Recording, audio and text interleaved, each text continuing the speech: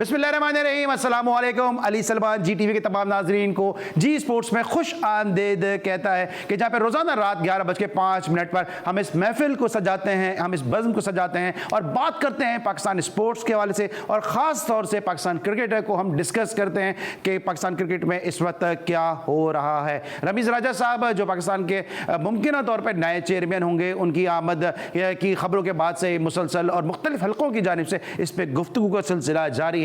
मुख्तलिफ लोग मुख्तलिफ एंगल से, मुख्तलिफ जाविये से और मुख्तलिफ हवालों से जो है वो उनकी आमद को जो है एक हल्का जो है वो खुश आइन करार दे रहा है, और एक हल्का जो उनकी मुखालफत करता है वो कहता है कि चूँकि उनका झुकाव जो है वो पड़ोसी मुल्क की तरफ ज़्यादा है तो शायद ये पाकिस्तान के हक़ में अच्छा ना हो। लेकिन ऐसे लोग आटे में नमक के बराबर हैं कि जो इस किस्म की गुफ्तगू करते नज़र आ रहे हैं। वरना अगर ओवरऑल हम बात करते हैं तो रमीज़ राजा की आमद एक हवा का एक खुशगवार झोंका पाकिस्तान क्रिकेट बोर्ड के ऐवानों में साफ महसूस किया जा सकता है। आज हम इस मौजू पे बात करेंगे। साथ साथ पाकिस्तान के स्क्वाड का ऐलान हुआ जो न्यूजीलैंड के खिलाफ वनडे और T20 सीरीज में शिरकत करेगा। इसमें कई हैरानकुन तौर पे जो है वो तब्दीलियां की गई हैं। लोग एक्सपेक्ट नहीं कर रहे थे कि बहुत सारे ऐसे खिलाड़ी कि जिनको ICC वर्ल्ड T20 इवेंट में भी पाकिस्तान के लिए शायद खेलना हो, वो इस स्क्वाड का हिस्सा नहीं है। और पाकिस्तान के वैसे भी T20 के जो मैचेस हैं उनकी तादाद वेस्ट इंडीज़ में बारिश की वजह से जो है वो कम हो चुकी है। प्रॉपर पाकिस्तान को प्रैक्टिस का मौका नहीं मिल सका।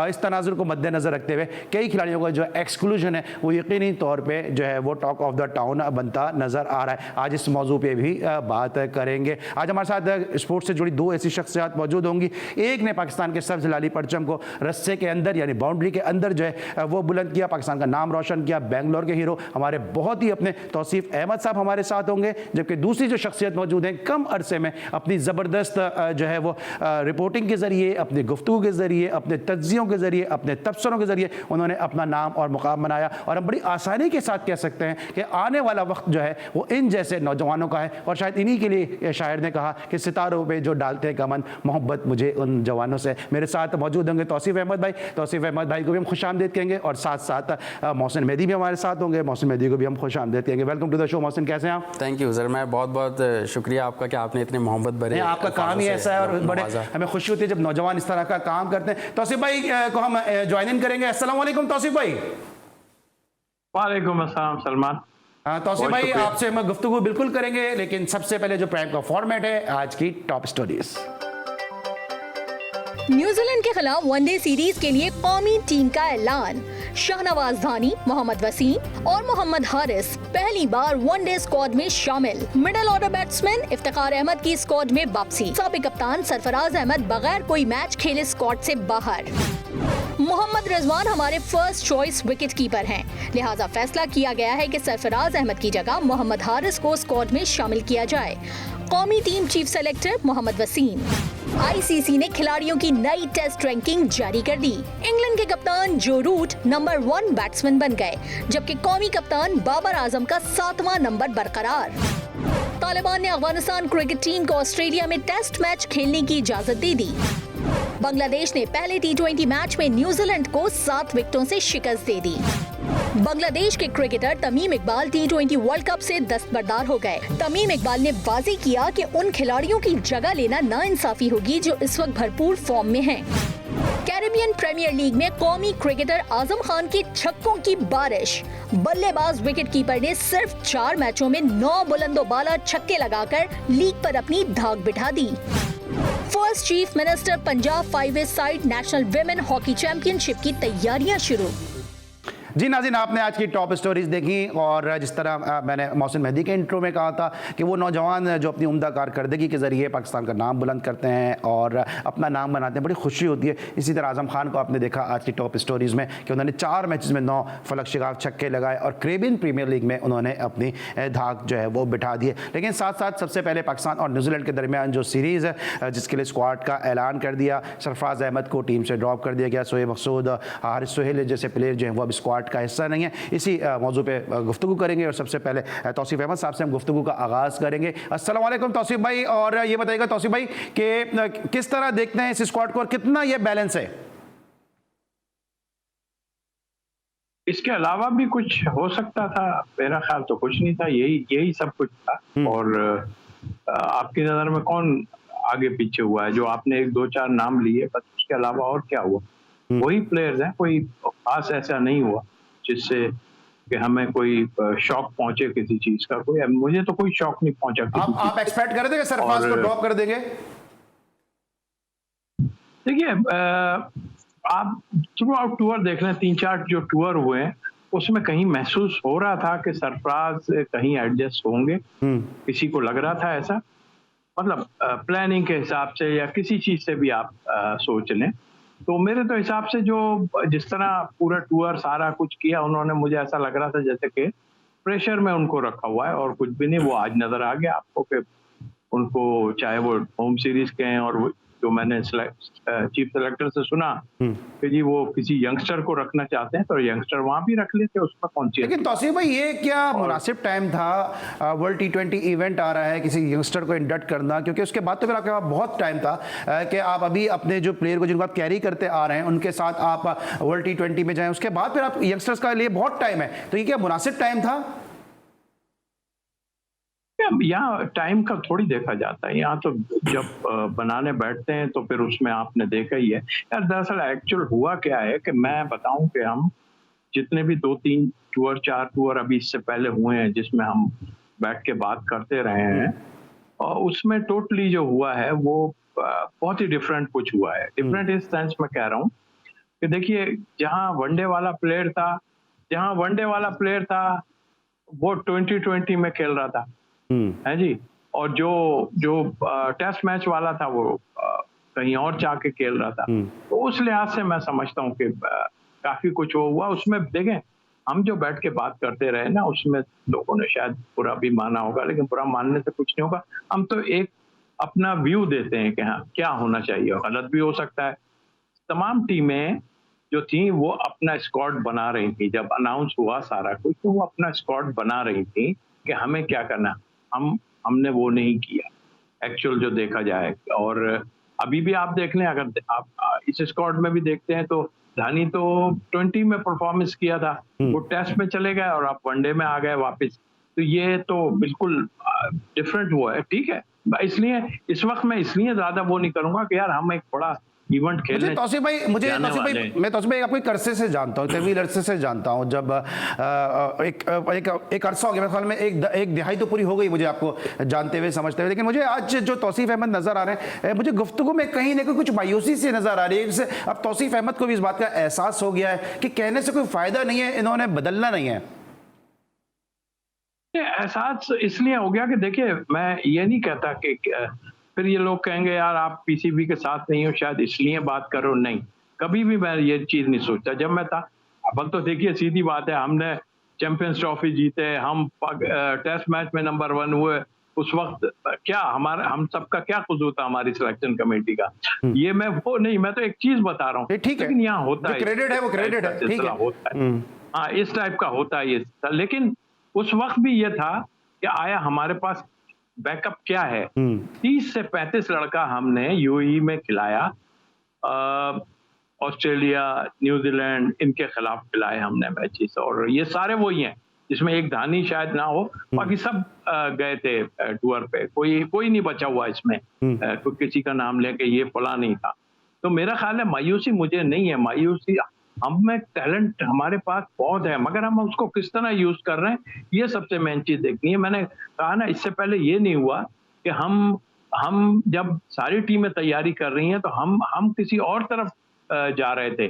हमारा वो था ही नहीं ध्यान कि हमें क्या इस तैयारी कैसे तैयारी करें, हमारी प्रॉपर प्लानिंग नहीं थी। दूसरी टीम ठीक है, प्लानिंग नहीं थी। ठीक है, अच्छा मोहसिन, आपको क्या लगता है इस मौके पे कि जब टीम में तब्दीली की गई, सरफराज को ड्रॉप किया गया, जिस तरह तौसीफ भाई भी करे करसे से लग रहा था कि वो टीम के साथ सिर्फ एक कैरी कर रहे हैं, टीम के साथ एक बोझ से बनते नजर आ रहे हैं, और अब उनको इस मौके पर ड्रॉप करना आपको लगता है सही फैसला? नौजवान हारिस के साथ भी ये नाइंसाफ़ी नहीं होगी?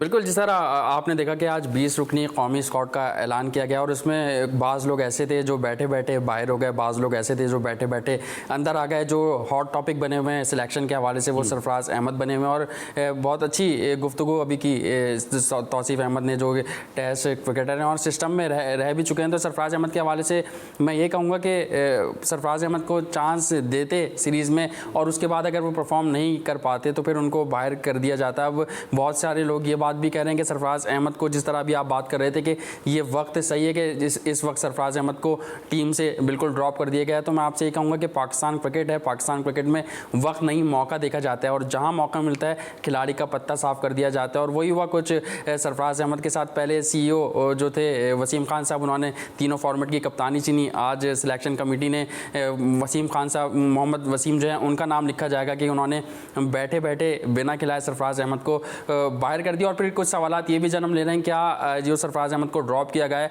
तो मैनेजमेंट ने ये इशारा तो नहीं दिया कि सरफराज अहमद का करियर अब अपने इख्तिताम की जानब जा रहा है?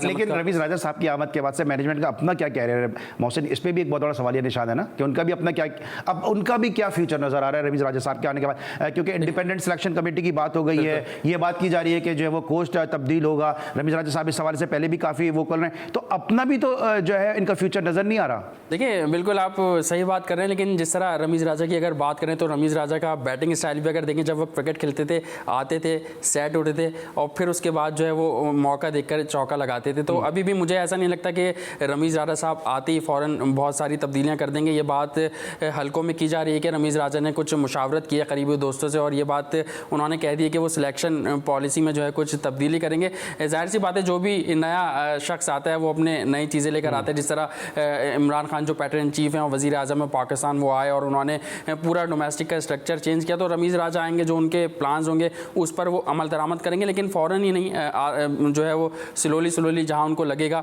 वो बिल्कुल जो है वो उस पर अमल दरामद करेंगे, अपने फ़ैसले लेंगे, और जहाँ उनको तब्दीली की हवा नज़र आएगी। और ये बातें भी हो रही हैं कि नदीम खान साहब की इस सेटअप से छुट्टी हो सकती है। वसीम खान साहब जो कि CEO हैं, वो भी जो है अब उनका भी देखना मुश्किल होगा कि क्या उनका फ्यूचर होता है, क्या उनको एक्सटेंशन मिलती है नहीं, क्योंकि पिछले कुछ अरसा पहले मीडिया के ज़रिए वसीम खान साहब ने खबरें चलवाई थी कि उनको एक्सटेंशन जो है मिलने जा रही है। लेकिन अब क्योंकि रमीज़ राजा भी क्रिकेट हल्कों में जाना पहचाना नाम है और बाज़ फ़ॉरेन खिलाड़ियों से, क्रिकेट बोर्ड से उनकी एक अच्छी जान पहचान है, अच्छी बातचीत है, तो अब यहाँ वसीम खान, और आप देखेंगे वसीम खान अभी तक खामोश हैं, और ये तमाम तर बातें जो है अभी मीडिया के ज़रिए पता चल रही हैं 13 तारीख को। वसीम खान तो खामोश हैं, लेकिन मोहम्मद वसीम ने बड़ी क्लैरिफिकेशन दी है इस टीम के हवाले से। उन्होंने क्या कहा, ये हम आपको सुनवाएंगे, लेकिन एक ब्रेक के बाद।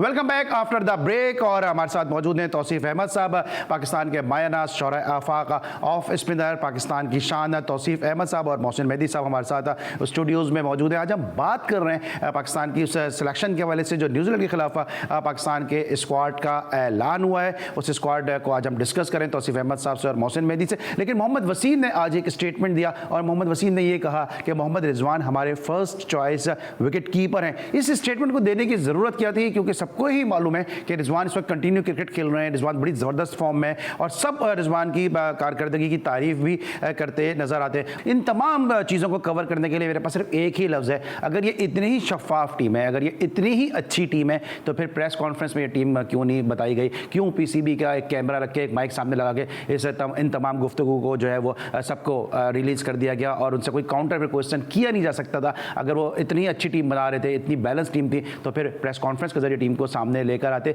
तौसीफ भाई, आपने गुफ्तगू सुनी और उन्होंने इसमें कहा कि जी उन्होंने कुछ नए प्लेयर इसमें डालें। अब नए प्लेयर कौन है, मुझे तो इतना क्रिकेट का पता नहीं है। आप सिलेक्शन कमेटी में भी रहे, फॉर्मर टेस्ट क्रिकेटर भी हैं, क्रिकेट से मेरा इतना कोई ताल्लुक रहा नहीं है। खुशदिल शाह, क्या ये नाम मैं पहली दफ़ा सुन रहा हूँ? इफ्तिखार अहमद, क्या ये नाम मैं पहली दफ़ा सुन रहा हूँ? या कोई ऐसा नाम नया है कि जो शायद मुझ जैसे कम अकल एंकर को नहीं मालूम हो? ये बात मुझे कहनी चाहिए थी और मैं सोचा हुआ था, आपने कह दी। और हकीकत है इसमें नया कौन है? कोई भी नहीं है नया, वही खेल रहे हैं। मैंने बताया ना कि 30, 35, 40 जो भी लड़के वही उस वक्त से खेल रहे हैं। और सवाल ये पैदा होता है कि एक और चीज कही है कि वो जो आपने बताया कि रिजवान के बारे में, तो ये क्या, ये वो तो हमारा की प्लेयर है, उसने प्रूफ किया है कि आप भी बोल चुके हो और मैं भी ये बात करता हूँ, हर कोई कहेगा। लेकिन वो रोहेल नदीर कहाँ चला गया, मुझे ये नहीं समझ आई। कि वो बच्चा कहाँ चला गया। वो तो सेकंड चॉइस तो वो बाद में आना शुरू हो गई। चले, अगर आप रोहिल नजीर से नाराज हैं, अगर तौसीफ, मैं समझ सकता हूं कि रोहिल नजीर से नाराजगी की वजह यह है कि उसका इस्लामाबाद से ताल्लुक है, उसके पीछे कोई ऐसी शख्सियत इस्लामाबाद की मौजूद है, वो उसके क्लब से खेलते हैं कि जो शायद इनको पसंद नहीं है। लेकिन ज़ीशान अशरफ तो मुसलसल परफॉर्मेंस दे रहा है, आपके हर किसी भी क्रिकेट में वो परफॉर्म कर रहा है। ग्रेड 2 खेलता है, उसमें परफॉर्मेंस देता है। अगर पाकिस्तान सुपर लीग खेलता है, उसमें परफॉर्मेंस देता है। डोमेस्टिक खेलता है, उसमें परफॉर्मेंस देता है। अभी कश्मीर प्रीमियर लीग में आधी से ज्यादा पाकिस्तानी कोचेस मुख्तलिफ टीमों के साथ एसोसिएट थे, वहां पे उसने परफॉर्मेंस दी। तो फिर ज़ीशान अशरफ का क्या कसूर है? नहीं, आप बात बिल्कुल ठीक कह रहे हैं, ये आपकी बात ठीक है बिल्कुल। और यही मौका होता है, देखिए उस वक्त से भी हम थोड़ा सा लोगों को बुरा लगने लगता है या पत्नी सोचते हैं कि शायद हम भाई जो बात की जा रही है वो ये है कि जब मैंने ये एक बात की थी, मैंने कहा यार हम टीम जब अगर बनाने की सोच रहे हैं तो मैं ये नहीं कहता 2 आदमी आपके ऊपर के स्कोर कर रहे हैं, आपको प्रॉब्लम आ रही है मिडिल ऑर्डर की, जो अभी वसीम ने जिक्र किया मिडिल ऑर्डर की। तो मिडिल ऑर्डर को जब बनाने सोचता है आदमी तो उसके लिए कुछ दिखाई तो देता है ना। शोएब मकसूद फेल हो गए, 2020 में परफॉर्म किया, वनडे में आपने डाला और यो फेल। मैंने सिर्फ इतना बोला कि मैंने कहा देखें आगे इवेंट ऐसा आ रहा है, ऐसा करते हैं कि आप 2 आदमी जो रन्स कर रहे हैं उनको तो किसी हाल में भी हम कह ही नहीं सकते, उन्होंने ही तो टीम को बचाया हुआ था। ये थोड़ा सा नीचे चले जाएं, ऊपर फखर को ले आए, शर्जील को ले आए इस टाइप की क्रिकेट के लिए। और जो है अगर हाँ आप देखना चाह रहे हैं तो सरफराज को ले आए, मिडिल ऑर्डर में खिला दें लाके चाहे, और रिजवान कीपिंग कर लें। इस तरह की मैंने कहा, तो मैंने ये नहीं कहा था कि वो कह लीजिए वो तो इतना स्कोर कर रहे हैं, ये कोई नई बात कर रहे हैं। हम तो खुद कह रहे हैं हमारे 2 आदमियों पे पूरी टीम चल रही है, उस पे भी लोगों ने ये शुरू किया। तो ये कोई तरह, हम तो कह रहे हैं क्या प्लानिंग हो रही है कि हम जिस इवेंट के लिए जा रहे हैं उसके लिए हम कुछ कर भी रहे हैं। फिर सरफराज को ले लेके घूमने का फायदा नहीं ना आपका, वो तो नजर ही आ रहा था सारा, वो तो छोड़ दें ना। अच्छा तौसीफ भाई, शर्जील की बात की तरफ मैं मोहसिन से भी इनका इनपुट लेता हूं कि रमीज राजा साहब की आमद के बाद से हम बार बार अपने शोज में बात कर रहे हैं कि जो टेंटेड प्लेयर हैं वो रमीज राजा साहब को बिल्कुल भी काबिल कबूल नहीं है। आपको लगता है कि जिस तरह तौसीफ भाई भी शर्जील का नाम ले रहे हैं, इसीलिए शायद शर्जील का नाम भी इस स्क्वाड में नहीं है? जी मोहसिन। तो शर्जील खान का नाम ये भी हो सकता है एक वजह कि रमीज़ राजा साहब जो कि इनका एक वाज़े मौक़िफ़ ये है कि जो खिलाड़ी फिक्सिंग में या फिर ऐसी कंट्रोवर्सीज़ में मुलव्वस हैं तो उनको वो उससे बिल्कुल कासिर होते हैं कि वो उनका एक स्टांस है कि नहीं ले सकते। लेकिन पाकिस्तान क्रिकेट में ये सब कुछ होता आ रहा है, और अगर आप जस्टिस कय्यूम की रिपोर्ट भी निकाल के देख लें तो वही लोग जो है पाकिस्तान की क्रिकेट चला रहे हैं, और अज़ल से ये एक सिलसिला चला आ रहा है और ये मैं समझता हूँ कि चलता रहेगा। अब अगर ये रमीज़ राजा साहब ख़त्म कर सकते हैं तो फिर ये इनके लिए एक चैलेंज होगा कि इस तमाम तर चीज़ों को भी उनको ख़त्म करना होगा, और वो किस तरह। मेरा जो सवाल है वो ये है, थोड़ा सा मैं इसको रिफ्रेश कर देता हूँ कि शर्जील की, जिस तरह तौसीफ भाई भी बात कर रहे हैं, शर्जील ने परफॉर्मेंस भी दी अभी कश्मीर लीग में भी दी, क्योंकि ठीक है वो PCB का इजाज़त से ज़रूर हो रहा था लेकिन जाहिर से था वो रिकग्नाइज टूर्नामेंट नहीं था, लेकिन शर्जील एक लाइमलाइट में आ गए थे। तो आपको लगता है कि इसीलिए शर्जील का नाम इस स्क्वाड में शामिल नहीं है क्योंकि वाज़ेह पॉलिसी है रमीज़ राजा साहब की इस हवाले से? बिल्कुल, मैं समझता हूँ कि शायद इसी वजह से हो सकता है कि शर्जील खान का नाम जो है इसमें इस स्क्वाड में शामिल नहीं है, क्योंकि बिल्कुल जिस तरह आप कह रहे हैं कि वाज़ेह मौक़िफ़ है रमीज़ राजा साहब का, लेकिन फिर वाज़ेह मौक़िफ़ दीगर और भी, क्योंकि हमने ये देखा है कि आगे चलते जाते हैं तो फिर वही खिलाड़ी वापस क्रिकेट में आते जाते हैं जिन्होंने पहले कुछ गड़बड़ की होती है। तो अगर ऐसे ही एक मौक़िफ़ पर कायम रहे और आगे चल कर भी हमें उनका ये मौक़िफ़ वाज़ेह होता हुआ नज़र आया, इस पर अमल दरामद होता हुआ नज़र आया, तो फिर एक बहुत अच्छी बात है। लेकिन मैं समझता हूँ कि अगर मौके दे रहे हैं तो फिर शर्जील खान को मौका देना चाहिए, एक टैलेंटेड। भाई मोहसिन कह रहे हैं कि मौका देना चाहिए, लेकिन आप इस हवाले से क्या कहेंगे? क्योंकि अभी बाबर आजम की मीटिंग हुई है रमीज़ राजा साहब के साथ, उसमें उन्होंने ये कहा कि जी फिटनेस पे मैं कॉम्प्रोमाइज नहीं करूंगा। तो एक तो ये एक टैग लग गया कि फिटनेस, और दूसरा जो रमीज़ राजा साहब का वाज़ेह मौक़िफ़ है कि tainted player, it doesn't want the tainted player in the team. देखिए वो एक उनका ओपिनियन है, वो डेफिनेटली अगर वो इस पे काम करना चाहेंगे तो सभी जाएंगे, उसमें कोई एक नहीं बचेगा। दूसरी बात ये कि जो बात कर रहे हैं ना हम कि इस स्क्वाड में क्यों नहीं है, वो 2020 के स्क्वाड में है ना, तो अब ये तो बाद में हमें देखना है कि वो 20 के स्क्वाड में शर्जील आता है या नहीं। मेरा ये कहना था कि अगर आप चेक कर रहे हैं तो इस तरह करके चेक करें, तो उसका फायदा कोई नहीं है ना। अगर आप मिडिल ऑर्डर में अब जो आप लाए हैं, अब आप देख लीजिए जिसको आप लेके आए इस वक्त, खुशदिल को और इफ्तिखार को, तो मैं समझता हूँ कि इनको चेक कर रहे हैं। और जहां थोड़ा सा मुझे फील हो रहा है कि शायद अब ये तो पता चलेगा, अगर शोएब मलिक को लेना होगा या और किसी को, एक आध को जिसके बारे में नहीं सोच रहे, जैसे कि आमिर है जिसके बारे में नहीं सोच रहे, तो मेरा ख्याल है ये एक प्लेस है जिसमें वसीम को लेके आए, लेफ्ट आर्म फास्ट बॉलर को लेके आए और वो आमिर की जगह पुर करेगा। शोएब मलिक की जगह जो है ये इफ्तिखार पुर कर सकते हैं, इसलिए कि वो छक्के वक्के मारते हैं काफी ठीक ठाक। तो ये सीरीज में इनको खिला के मुझे लग रहा है ये गैप को ये पूरा करना चाह रहे हैं। और अगर हो जाता है तो बहुत अच्छी बात है। मैं तो हमेशा कहता रहा हूं कि अगर कोई प्लेयर की रिप्लेसमेंट है तो उसको जरूर खिलाना चाहिए। तो वो ये मुझे तो बताया ये चीजें सामने नजर आ रही हैं। ठीक है, तौसीफ भाई के साथ गुफ्तगू का सिलसिला जारी रहेगा, मोहसिन मेहदी भी हमारे साथ कंटिन्यू करेंगे। लेकिन जब हम ब्रेक के बाद वापस आएंगे तो जरूर तौसीफ भाई से बात जरूर पूछेंगे कि जो सिलेक्शन कमेटी है, क्या उस सिलेक्शन कमेटी में कोई ऐसा कोई खास एक मेंबर होता है कि जिसकी बहुत ज्यादा से होती है सिलेक्शन कमेटी में, और फिर उसके जो रीजन के प्लेयर हैं या उसके जो डिपार्टमेंट के प्लेयर हैं वो हमें बड़ी तादाद में फिर टीम में नजर भी आते हैं। अभी हम देख रहे हैं कि बहुत सारे प्लेयर ऐसे हैं जो सिंध से ताल्लुक रखते हैं और वो स्क्वाड का हिस्सा है, वो अचानक से इतने सारे प्लेयर के कैसे टीम में आ गए, इस पर जरूर बात करेंगे। क्या बासित अली साहब इतने स्ट्रांग हैं इस सिलेक्शन कमेटी में कि इतने सारे प्लेयर जो हैं वो पाकिस्तान की मौजूदा टीम में, नेशनल टीम में इंडक्ट कराने में कामयाब हो गए? इस पर बात करेंगे एक छोटे से ब्रेक के बाद, और साथ साथ बात करेंगे तमीम इकबाल के हवाले से भी कि तमीम इकबाल ने खुद मना किया बांग्लादेश के सिलेक्टर्स को कि आप नए प्लेयर को मौका दें, नौजवानों को मौका दें, और खुद वो वर्ल्ड कप से दस्तबरदार हो गए। पाकिस्तान में ऐसी रिवायत क्यों नहीं है? मिलते हैं एक छोटे से ब्रेक के बाद।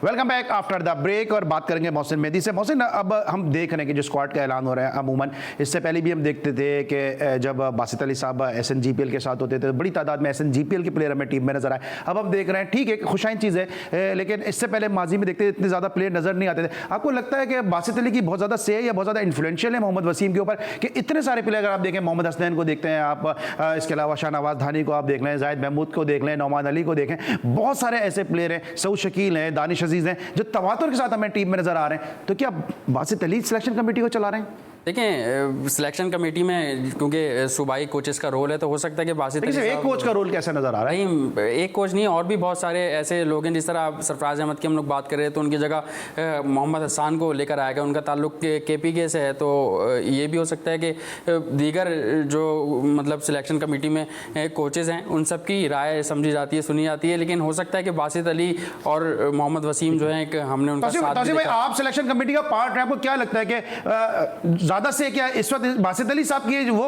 सिलेक्शन कमेटी को रन कर रहे हैं? अगर सुनी जाती है तो बहुत अच्छी बात है यार। कोई आदमी बोलता है अगर वहां जाके, तो ये तो अच्छी बात है। बट आई थिंक मेरा ख्याल है ये जो हसनैन वगैरह जिसकी आप बात कर रहे हैं सब, ये तो पहले पिछली सिलेक्शन नहीं, अगर आप देखें ना, शाहनवाज धानी, जाहिद महमूद, नौमान अली एक नए हैं, और वो अभी सऊद शकील पिछले साल में हमारे साथ सऊद शकील, ये कोई नए प्लेयर नहीं है, ये सब पुराने ही प्लेयर हैं सारे, जिन 30-35 का मैं नाम ले रहा हूँ उनमें से। लेकिन मेरा पॉइंट ये नहीं है नए पुराने की बात नहीं, मेरा पॉइंट ये है कि इस वक्त हमें टीम में नजर आ रहे हैं। ताबिश खान एक अरसे तक नहीं खेले, ताबिश खान भी हमें इनके दौर में नजर आए। उसको तो मेरा ख्याल है कि उसको तो खिला देना चाहिए था, जिम्बाब्वे में भी खिला देना चाहिए था आई थिंक। और मेरा जहां तक धानी का ताल्लुक है, मैं कहता हूँ उसको जरूर जो है इस सीरीज में चांस देना चाहिए, ताकि पता तो चले ये कोई नहीं है, अच्छी बात है, परफॉर्म कर रहे हैं। और अगर कोई किसी के लिए बोल रहा है सिलेक्शन कमेटी में तो बहुत अच्छी बात है। और अली भाई, ये सारे जो खिलाड़ी जिनके आप नाम ले रहे हैं स्क्वाड में बिल्कुल हमें ज़रूर नज़र आते हैं, लेकिन जिस तरह हसनैन की बात करें, काफ़ी ज़्यादा उन्होंने टूर की और पिछले दिनों उनको पिछले कुछ सीरीज़ में उनको मौका दिया गया। शाहनवाज धानी टूर कर रहे हैं, और भी ऐसे अब्दुल्ला शफीक टूर कर रहे हैं। तो बहुत सारे ऐसे खिलाड़ी हैं जो कि सिंध से ताल्लुक है, लेकिन उनको मौका एक मैच में मिलता है। अगर जैसे दानिश अजीज़ की बात करें, दूध में से मक्खी की तरह उनको निकाल कर बाहर फेंक दिया, जबकि कहा जा रहा था कि बेहतरीन टैलेंट पाकिस्तान को मिला है। तो सिंध के खिलाड़ियों को मौका तो मिल रहा है, लेकिन 1-2 मैच के बाद वो बाहर हो रहे हैं, या फिर ज्यादा से ज्यादा। मुझे तो तौसीफ भाई ऐसा लगता है कि जब आने वाला मौर्रिख जब भी कभी सयाहों का जिक्र करेगा, तो इब्ने बतूता के बाद जो दूसरा नाम आएगा वो अब्दुल्ला शफीक का नाम आएगा, कि पूरी दुनिया घूम चुके हैं वो, लेकिन अभी तक पाकिस्तान से वो इस तरह से खेले नहीं है जितना उन पे इन्वेस्ट किया जा रहा है। मेरा ख्याल अभी ये वाली सीरीज वो खेल जाएंगे, आपकी ख्वाहिश पूरी कर दी जाएगी। और मेरी ख्वाहिश तो मोहम्मद वसीम की ख्वाहिश बहुत है, लेकिन कहीं पर हमने देखा कि उसको किसी और फॉर्मेट में खिला दिया गया, फिर बाद में सेलेक्ट किसी और फॉर्मेट में कर लिया गया। तो इस लिहाज से मैं समझता हूँ कि 3, 4, 6 ऐसी जो गलतियां हुई हैं, गलतियां क्या मतलब जैसे अभी धानी को आप वनडे में ले आए, परफॉर्मेंस T20 में थी, फिर आपने सिलेक्ट जो है उसको टेस्ट मैच में कर लिया। तो ये जो छोटी छोटी फिर सऊद शकील का क्या कसूर है, उसका पूरी तरह खिला के देख लेना एक दफा कि भाई वो क्या साथ साथ। देखिए ये माजी में भी होता रहा है कि जो टूर की आप बात करते हैं घूम फिर के आ जाते हैं, तो माजी में भी होता रहा है, ऐसी कोई बात नहीं है। ठीक है। बट आपके पास अभी तो कुछ है ही नहीं ना अभी तो। अच्छा, आप एक तरफ हम इनको देख रहे हैं खिला तौसीफ भाई, एक तरफ हम देख रहे हैं घूम फिर के उधर ही आ रहे हैं, दूसरी तरफ आप इंडिया में देख रहे हैं बेंच स्ट्रेंथ उनका इतना मजबूत है। अब बांग्लादेश में आप देखें कि तमीम इकबाल को कौन एक्सपेक्ट कर सकता है कि वो शॉर्टर वर्जन से दस्तबरदार हो जाएंगे और वो नए प्लेयर्स को मौका देंगे। इस डिसीजन को किस तरह देख रहे हैं कि तमीम इकबाल जैसा प्लेयर जहां जहां क्रिकेट खेली जाती है, समझी जाती है, लोग उनको मिस भी करेंगे और बांग्लादेश की टीम में भी उनको मिस किया जाएगा, लेकिन उन्होंने खुद अपने आप को जो है वो दस्तबरदार करा लिया है। भाई ये करैक्टर की बात है, मुझे तो हैरत हो रही है, इतना बड़ा इवेंट है और उसमें वो जो है उसने खुद जो कहा कि मैं बैठ जाता हूं और नहीं खेलता, तो उसने देखा होगा और ये बहुत कम होता है। अच्छा तौसीफ भाई, करैक्टर की आपने बात की है, करैक्टर की आपने बात की है, तो ये मेरे साथ एक बड़े कोनामश सहाफ़ी मौजूद है, नौजवान नस्ल के नुमाइंदा सहाफ़ी। ये बताएंगे कितने मौसिन आपको फ़ोन आते हैं कि हमारे लिए लॉबिंग करें या हमारे लिए बात करें टीवी पे, और एक तरफ हम देख रहे हैं कि तमीम इकबाल इतने बड़े वर्ल्ड कप के इवेंट से दस्तबरदार हो गए। बिल्कुल, बेशतर सहाफ़ी ऐसे हैं जो अब वर्ल्ड कप का हिस्सा नहीं बन पा रहे या टीम में आना चाहते हैं या फिर सिस्टम में आना चाहते हैं, तो बहुत से खिलाड़ी ऐसे होते हैं जो मुख्तलिफ सहाफ़ियों को कॉल्स करके कुछ चीज़ें करवाते हैं। लेकिन तमीम इकबाल का जो जेस्टर है, इससे हमारे जो सीनियर खिलाड़ी हैं उनको सीखना चाहिए, देखना चाहिए कि इस तरह का भी एक इंटरनेशनल खिलाड़ी जेस्टर अपनाता है। लेकिन एक छोटी सी मैं बात करूंगा बासित अली के हवाले से कि जिस तरह आपने कहा कि उनकी मौजूदगी में सिंध के काफ़ी प्लेयर जो है वो टीम में आ रहे हैं, उनकी मौजूदगी में सरफराज अहमद साहब बाहर हुए हैं और सिंध के कप्तान है सरफराज अहमद, तो फिर आप क्या समझते हैं कि ये बारीक काम उतारा गया या फिर कि सही है कि वो मतलब सरफराज अहमद का बनता था बाहर होना? क्या कहेंगे तौसीफ भाई? भाई देखिए मैंने तो आपको शुरू से बता दिया, जितने टूर्स के बाद से कहीं भी नहीं लग रहा था कि सरफराज कहीं है नजर आ रहे हैं या खेल होता है ना कि महसूस हो जाता है कि जी ये खेलेंगे। मैं तो समझ रहा हूँ कि मेरा ख्याल है उनको वैसे रखा हुआ था उन्होंने, चाहे उसको आप प्रेशर कह लें या कुछ भी करने, वरना यहाँ आन के बाहर करने की पूछते। अच्छा ये भी हो सकता था कि एक ही विकेट कीपर होता, वो कहते जी पाकिस्तान में तो हो ही रहा है, हम बुला लेंगे। कोविड की वजह से रखना पड़ रहा है ये अपनी जगह। ये भी तो हो सकता है ना, ये भी तो हो सकता है ना कि पाकिस्तान की टीम में कोई पास्ता शौक से खाता हो, सरफराज आजकल पास्ता बना रहे हैं, अजहर अली आजकल दाल बना रहे हैं, तो ये भी हो सकता है कि ये किचन की जरूरियात को जो है वो पूरा करते हो। अच्छा तौसीफ भाई बताइएगा, जाते जाते आखिरी मेरे पास चंद मिनट्स रह गए कि रमीज राजा साहब की आमद के बाद से आपको क्या लगता है कि अब मोहम्मद हफीज़ जिनके लिए काफ़ी वोकल रहे, वो शुएब मलिक उनके लिए काफ़ी वोकल रहे, फिर मोहम्मद यूसुफ के साथ जो उनका रहा है सिलसिला सबको ही मालूम है, ये सब किस हद तक ये डेंजर जोन में आ गए सब लोग? ये पास्ट हो गया, ये पीछे चला गया। देखिए हमारे यहाँ एकदम फायरिंग खोल दी लोगों ने उसके बनते ही। सर यहाँ 10-10 साल तक लोग जहन में चीजें रखते हैं कि जब मैंने कैरियर शुरू किया था तो आपने उस वक्त मेरे साथ ऐसा किया था, तो ये तो उसका नतीजा आपके सामने आ रहा है ना, उसके नतीजा आपके सामने है कि आपकी टीम पनप के नहीं दे रही है। मैं नहीं समझता, देखिए वो सेंसिबल आदमी है, ये नहीं कि वो मेरे साथ खेला। और दूसरी बात ये कि हाँ बिल्कुल, अगर जो चीजें और इतना टाइम गुजरने के बाद वो जो चीजें लोग लेके बैठे हैं वो पास हो गया भाई। इस टाइम में तो अभी पता नहीं क्या क्या चेंज हो गया, क्या क्या लोग। लेकिन तौसीफ भाई एक छोटा सा सवाल है, बहुत माजरत के साथ एक छोटा सा सवाल है, अगर आपको ये लगे कि अली सलमान एंकरिंग के काबिल नहीं है तो क्या आप मेरे शो में आएंगे? यार बात ये नहीं है मैं समझता हूँ कि अगर मैं थोड़ा समझदार आदमी हूँ तो मैं डेफिनेटली थोड़ी जरूर ख्याल करूंगा। और ऐसी बात क्योंकि मोहम्मद यूसुफ ने तो ये कहा ना कि उनको क्रिकेट का पता ही नहीं है, मोहम्मद यूसुफ ने देखा उनको क्रिकेट का पता नहीं, आप इंग्लिश अच्छी बोलते हैं, उसके बाद क्या अखलाकी जवाब रह जाता है मोहम्मद यूसुफ का कि वो क्रिकेट बोर्ड के साथ वाबस्ता रहे?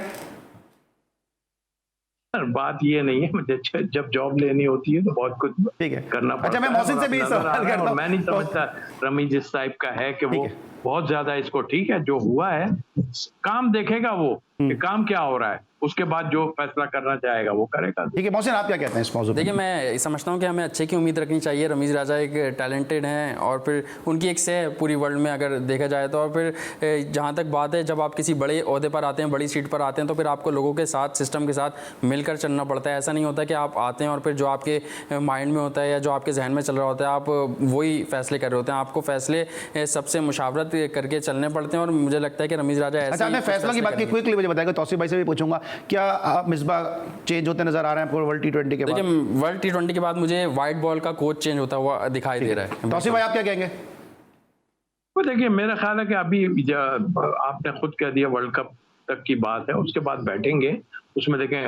यहाँ तो देखें जीत सब कुछ छुपा देती है और सबके सामने जब जीत जाता है आदमी तो सारी चीजें जब मैनेजमेंट में भी रहती है और अगर कुछ नहीं होता तो गुस्सा सिलेक्शन कमेटी पे आता है, गुस्सा जो है ना सिलेक्टरों पे आता है, इस टाइप की चीजें सारा कुछ तो सर जीत जाते हैं तो करोड़ों रुपए भी तो फिर आप ही लोगों को मिलते हैं टीम के साथ साथ, वो नहीं बताते आप? हमारे यहाँ का निजाम ऐसा है ना, यही तो आपसे बात कह रहा हूँ। लेकिन वो जो होता है कि जब कुछ नहीं हुआ होता तब उठा के फेंक देते हैं, उस वक्त क्या पोजीशन होती है ये भी तो देखने की है। मुल्क के बारे में सोचना चाहिए। मैं आज ये बात करने को कि मैंने अंदर जाके देख लिया है कि मुल्क के बारे में अगर सोचेंगे आप तो आपको बहुत कुछ नजर आएगा, लेकिन हमारे यहाँ मुल्क के बारे में कोई चीज नहीं। ठीक है, thank you so much Tauseef भाई, आप हमारे साथ मौजूद थे। मोहसिन मेहदी साहब आपका बहुत बहुत शुक्रिया। और नाज़रीन आज 1 सितंबर है, प्रोग्राम की इब्तिदा में मुझे जिक्र करना चाहिए था कि आज पाकिस्तान के पहले टेस्ट कैप अमीर इलाही साहब की सालगिरह होती है और आज हमारे बहुत ही अपने उवैस ज़िया जो हमारे शो का भी अक्सर हिस्सा बनते हैं, आज उनकी भी सालगिरह होती है। तो जी स्पोर्ट्स की जानिब से, GTV की जानिब से दोनों को हैप्पी बर्थडे। इंशाल्लाह कल रात एक दफ़ा फिर मुलाकात होगी, उस वक्त तक के लिए अली सलमान को इजाज़त दीजिए। अपना बहुत ख्याल रखिए, अल्लाह हाफ़िज़।